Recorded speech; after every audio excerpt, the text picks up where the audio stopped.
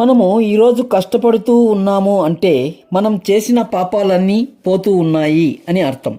So అప్పుడు కొత్త పాపాలు చేయకుండా జాగ్రత్త పడితే ఖచ్చితంగా ముక్తి అనేది లభిస్తుంది. అంటే భగవంతుడిలో ఐక్యమవుతాం అన్నమాట. అదే మనం సుఖపడుతూ ఉన్నాము అంటే మనం చేసుకున్న పుణ్యఫలాన్ని అనుభవించేస్తున్నాము.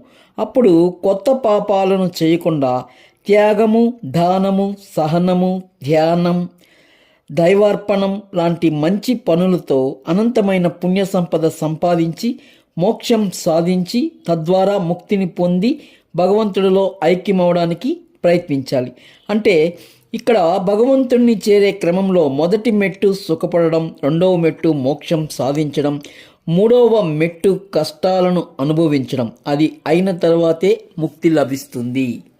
ఇంత వాల్యుబుల్ ఇన్ఫర్మేషన్ ఇచ్చిన నాకు ఖచ్చితంగా ఒక లైక్ ఇవ్వండి.